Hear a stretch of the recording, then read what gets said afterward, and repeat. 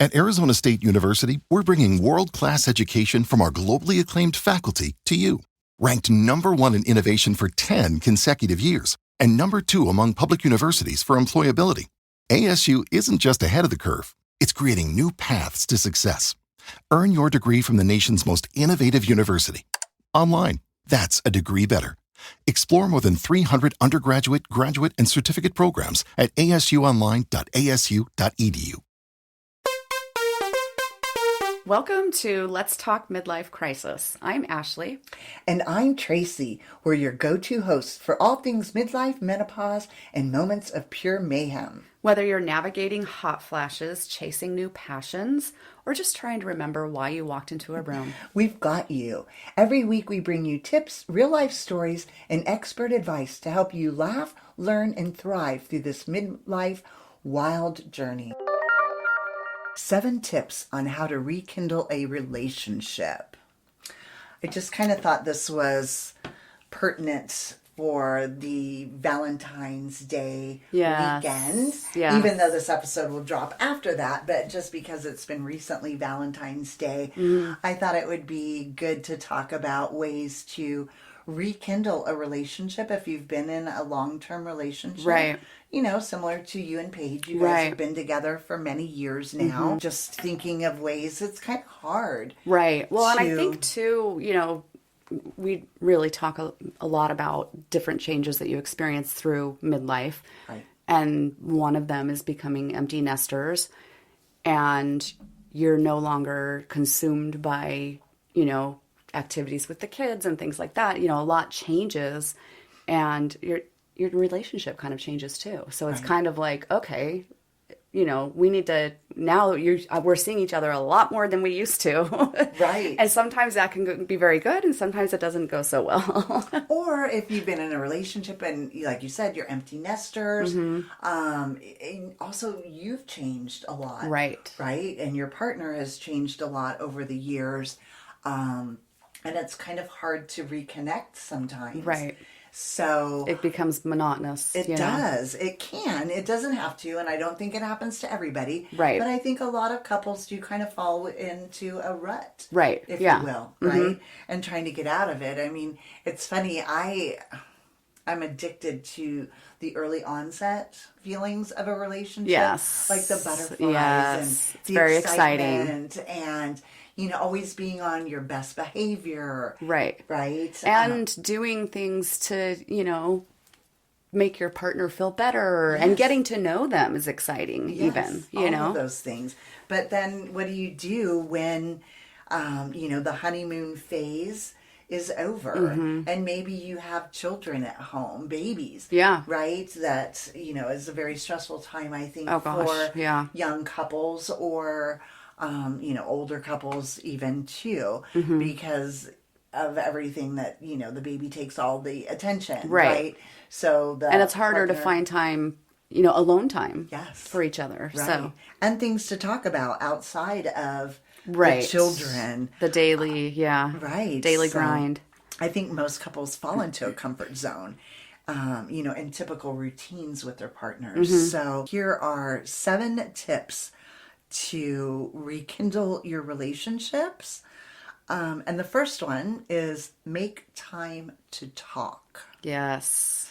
So, like you said, you're getting to know someone in the very beginning. So you find yourself doing things that might be out of character for you even. Right. Yeah, definitely. Right? Like, I think of that dating, you know, it's like outside of hiking and stuff, I'm pretty open to trying a lot of things. Right.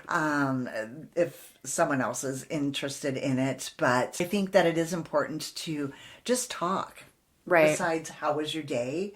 You know, kind of things. And asking that's very important, I think, but in detail and really listening to what your partner's saying, you know, bringing up, you know, if you know they're working on projects at work, or, you know, ask how that's going. But I also think too, you know, sometimes it's really important to kind of get a feel for where they feel the relationship is. Right. Even if you're 10 years in, like, are you getting everything from me that you need? Right. And vice versa, you know, because like you said, we change over time, and sometimes the things we need or want change as well. And it's really important to have that open communication so that you're both know. I mean, we can't read minds. Yes, and actively listening. Yes. So it's funny because my son and I have recently had a couple conversations about this, and I think that there are two types of people in the world. That there are those who listen and those who wait to talk. Oh, and yes. I am, without a doubt, one who waits to talk. So for me, actively listening is something that I have to have complete focus on when I'm doing it. Right. And not waiting to talk. Right? Yeah. Just actively listening, period. Right. Yeah. So, I know. That's crucial. Yeah. And it is a lot more work for some people. It is. Than others. It is, right? Which is fine. But the next one coming up, why don't you go ahead and... The next one is share gratitude and appreciation. That's huge. Yes. You know, it's really, Paige is so good at this. She really is. And I like to think I am, but I as I was reading through this earlier, I thought I probably don't do that often enough. She's, like I said, really good at it. Like there's kind of these like jobs, I guess, around the house that, you know, like I do the laundry. She does most of the cooking. She's the one that cleans the floors because it kills my back to do it. Right. You know what I mean? There's just certain things that we each do. Yeah. And Paige has just always been really good at like, hey, thanks for doing that. Even though it's what I do, you know, but she'll say, thanks for doing my laundry. Oh. You know, and but I do it every week. That's just one of my jobs. So, but I think that's really important because it is good to know that you're appreciated, you know? Yeah, and validating, right? Exactly, and it's something absolutely. positive. It's utilizing positivity, which I don't think we do enough. Right. As a whole. Especially when not it's just little in things like relationships, that, you know, it's like I said, I do the laundry every week, yet she still thanks me for it. And that's, I think, really important to remember to do things like that. Yeah.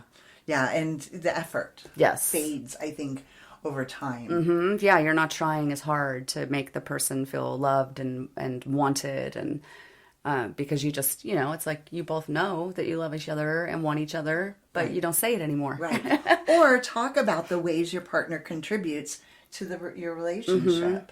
How they make you feel, things they do that you like. I think how they make you feel is very important because Absolutely. I don't think that perhaps everyone realizes how they are making you feel at certain times when they say something or do something in a certain way. So I think that communication is very important. Absolutely. And is a key to strengthening the relationship is to say it out loud. Yeah. And this article that we're referencing is by Dr. Summerfield. And of course, we'll put a link in the description of our show to this article out of Women's Health. And the next step is to try something new together. This is cool. I like this. It is cool. And we've talked about it before, just trying something new, how important that is, whether it's in a relationship or outside of a relationship. But relationships often flourish because you're creating new memories too by doing that with a person. Yeah. So. I'm early on in the relationship, you know, there's a lot of excitement and you're doing things, you know, maybe you've never done before, but they enjoy doing and vice versa. And it's fun and exciting and you're getting to know them. Yeah. And then, like I said, sometimes it just, after a period of time, kind of feels monotonous. So it's really important to say, hey, you know what? We've never been skiing together or at all. Like, let's try it. Or just, you know, anything. A new recipe together. Right, absolutely. It doesn't even have to Cooking be going out, mm-hmm. you know, with inflation and maybe you're watching your budget. You know, routines are helpful and they create predictability and mm-hmm. certainty in a relationship. But having something new and spontaneous. Right. Really, you know, kind of brings that excitement back. Yeah. Right. And sometimes you need change. Mm-hmm. So Absolutely. maybe try something new. The next one, show affection. Yeah. So this is something that I didn't grow up in a house where we showed a lot of affection, both verbally and physically. we would say I love you like when we were leaving the house or anything like that, but not just like randomly. I love you, Mom. Nothing like that. It was just the environment. So I kind of am that way. It's not that I don't want to do it or say it. I just don't, it doesn't come naturally for me. Right. It's gotten better. But yeah, just, when your partner's cooking dinner, walk up and kiss them on the cheek. Yeah. Or, hold their hand while you're watching a movie, or just little things like that. Especially if it's something that you realize hasn't been happening for a while since you were, early in the relationship. Then it is exciting. It's like, oh, I remember when you used to kiss me on my neck when I was cooking dinner, Yes. So bring it back, And I don't think that it's necessarily men who fall into this, pattern of we not always showing affection. Yeah. I think women, especially now that so many more are entering the workforce or are holding down full-time jobs. Right. And, Yeah. outside of the home, on top of the things in the home. Right. Yeah, Paige and I always joke that I'm the guy in the relationship. So I definitely would be. I have those tendencies. But apparently showing affection also increases chemicals in the brain, such as endorphins, which send... have you heard of NAD+? It's one of the most exciting breakthroughs in longevity and wellness.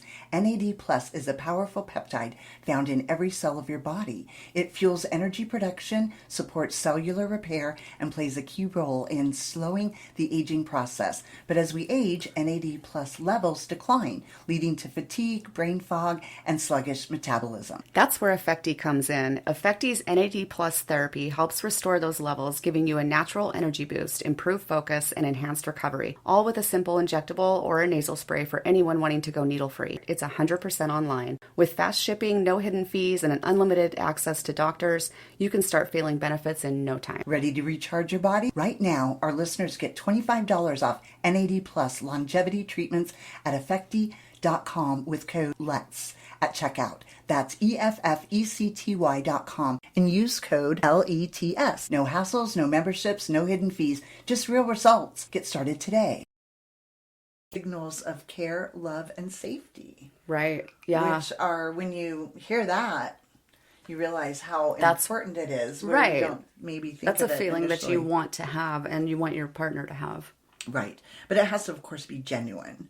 Right. Oh, yeah. It has to be genuine. Absolutely. And, plan a date night. Number 5 is plan a date night for some alone time. Oh, this can be challenging if you do have little kids at home. Yes. Well, I think it can be challenging overall. I find myself maybe thinking, oh, okay, let's do something on Wednesday. But when Wednesday gets there, maybe And I've you're had tired. a bad day. Yeah. Or I'm tired. I didn't sleep well. Or a lot is going on. Right. But I think striking a balance between catering to your relationship and other responsibilities is hard, especially with work schedules and caring for children and life. But it's important to add some alone time for the busy schedule. Right. And again, it could be just cooking. Maybe, the kids are at grandparents' house. Right. Yeah, and absolutely. You spend a night at home and just, cooking a recipe together, maybe watching a movie together. It doesn't necessarily, in my mind, have to be somewhere where you spend money. Right. Or go outside of the home. Yeah. I mean, one thing Paige and I love doing is playing card games.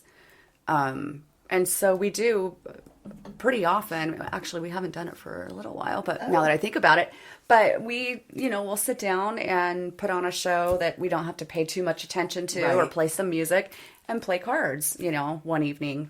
That's a good idea. Yeah, something we like to do. So even little things like that, have a picnic in your backyard. Yeah, I think with social and with the internet and cell phones now, playing cards just kind of isn't thought of as much as it used to. Yeah. I mean, watching a movie together or a show that you like, that's great, but you're not engaging in conversation. You're not, really getting that connection that you would if, you're having a picnic or camping out in the backyard or playing card games or, it's a very different connection that you're going to have. So, Right. Even maybe going for a drive. Right. Absolutely.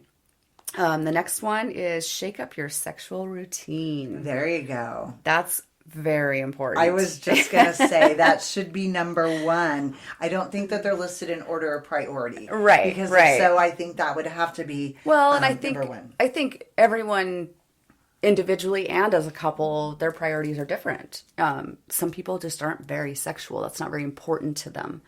And but- as you age, you Right. lose your sex drive. Exactly. Women, perhaps even men, their loss of testosterone. Yeah, libido. Yeah. Their libido, it all. Yeah. Yeah, and there's a lot of ways you can do that. Maybe do it somewhere different in the house than you normally do, Yes. or a different position, or maybe bring some toys into the mix. Maybe watch some porn or read some porn, Right. or Well, and like one of our recent guests, Karen, had Yes. mentioned there are audiobooks Right. available now. Yeah, if you're not which I comfortable wasn't even watching aware that. of that. Yeah, a lot of people aren't comfortable watching that, especially together, which is fine. Yeah, there's different ways to do it. But yeah, I think that's very crucial because it does tend to, become less and less that you're having sex. And, it's like, oh, when's the last time we did that? Months ago. Right. And back to Hot or Just Me with Karen, one of our recent guests, she has products. Yes. On the website, hotorjustme.com. Lubricants. Yeah, a lot of different things. And, I find, and I think a lot of people do, it's actually a really good energy release. Yeah. There's a reason that you feel good after, physically. Right. And emotionally when Yes. you have that intimacy with your partner. So it's really good, for you physically and mentally as well. Yeah. So Massage oils, all kinds of different things. But I think communication, back to that, and Yes. then throwing this in, I think it's very important. yes, So, absolutely. make room for healing and forgiveness. Oh, this is a good one. Yeah, it's so important. Arguments and disagreements in a relationships are normal, but they often don't present themselves during the honeymoon phase because at that point, you're in the honeymoon phase and Right. you're less likely to Criticize or be criticize. negative, right? Yeah, or pointing the finger. Healing and forgiveness is so important. And I think that forgiveness is important for you. I've always said that. Yeah. Right? Like, I'm not going to forgive you for something to make you feel better. Honestly, I do it for me. So you're not So harboring that, that. yeah. Right.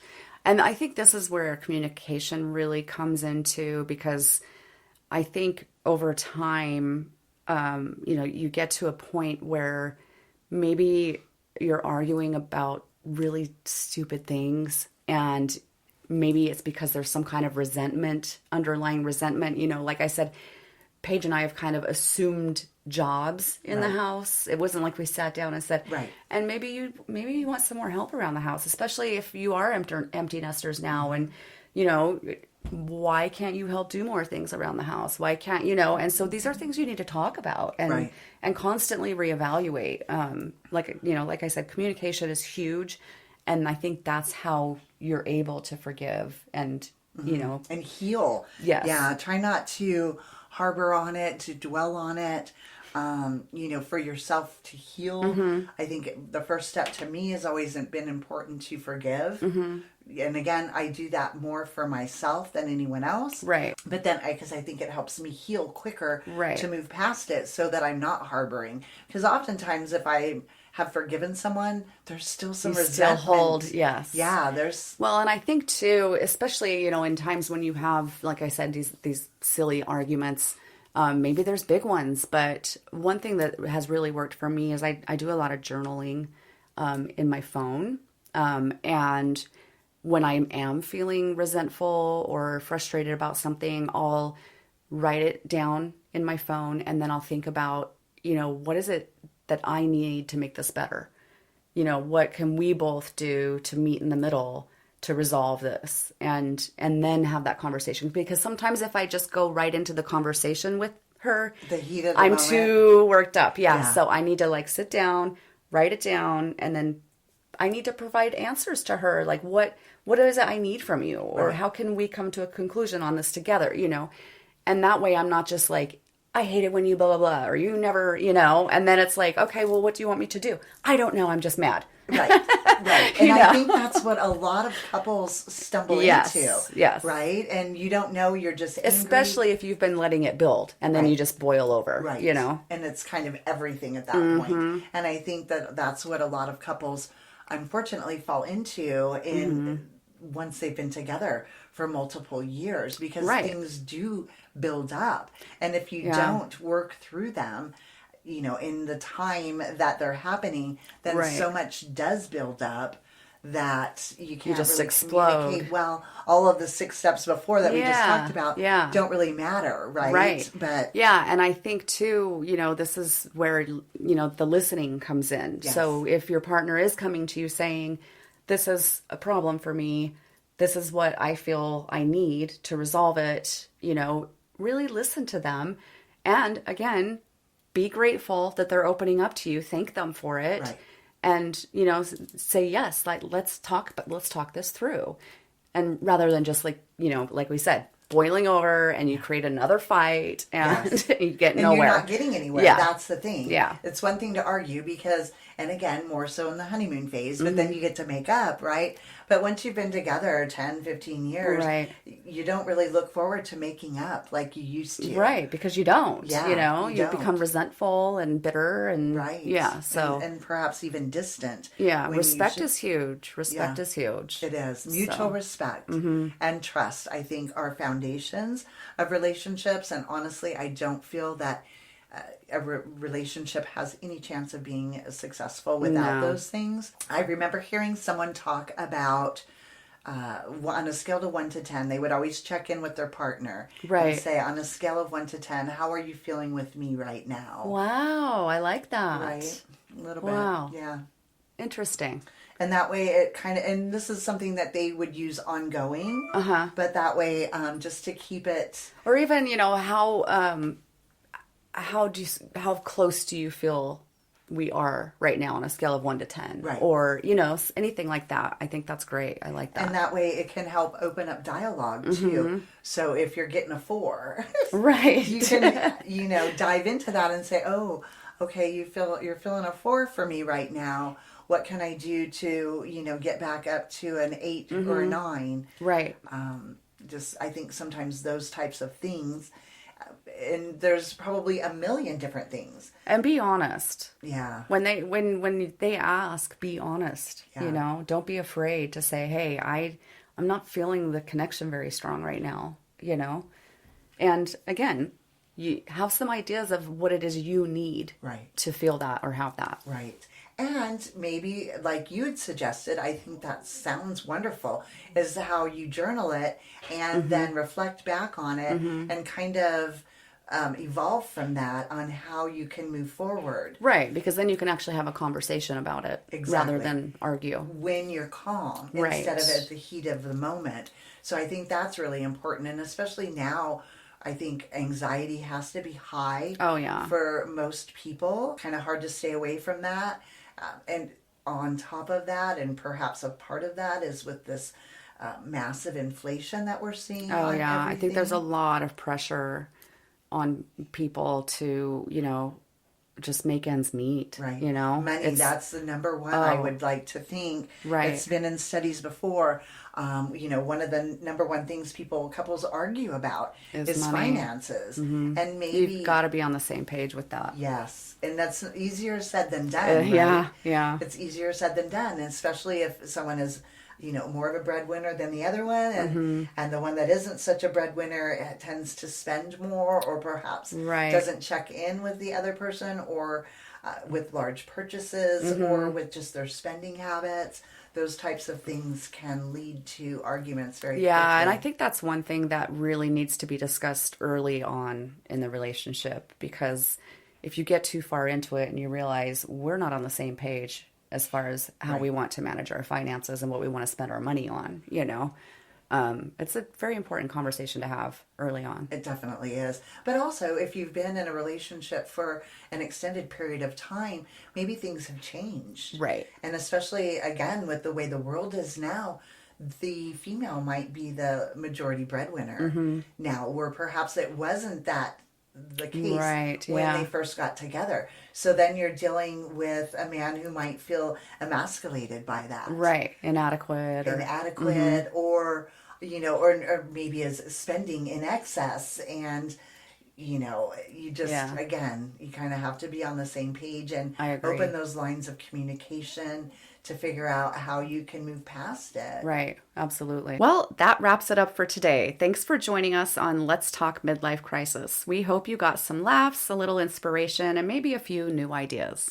If you loved today's episode, hit that subscribe button so you'll never miss an episode. And hey, share the love. Send this episode to a friend who could use a good laugh and some midlife wisdom. Connect with us on social media at Let's Talk Midlife Crisis and let us know what's on your mind. We love hearing from you.